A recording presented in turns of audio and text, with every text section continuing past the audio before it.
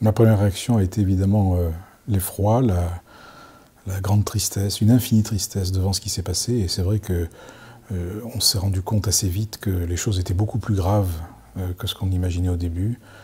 Et donc c'est l'effroi, oui, vraiment quelque chose qui est très difficile à décrire, mais en même temps une espèce de colère intérieure, de dire voilà, on est devant une situation qui ne doit pas rester sans réaction de la part de chacun d'entre nous. Pour ne pas se laisser emporter par la colère, alors c'est un retour sur soi dont il s'agit, c'est se repositionner au fond comme croyant et avoir confiance dans les paroles que nous avons reçues, qui nous ont nourris.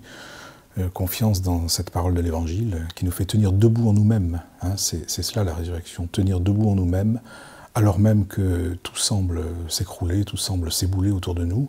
Là, il y a véritablement un combat spirituel à mener. Mon rôle a été, comme président de la Fédération protestante, de rédiger d'abord un communiqué à l'adresse de toutes les églises membres et des membres de nos églises, pour leur rappeler cela, pour dire que nous sommes appelés à tenir ensemble et d'être déterminés dans le témoignage qui est le nôtre d'une espérance imprenable, quoi qu'il advienne. Dans la grande tradition de l'Église, je repense à la prière de saint François d'Assise, qui demande de mettre l'amour là où il y a la haine.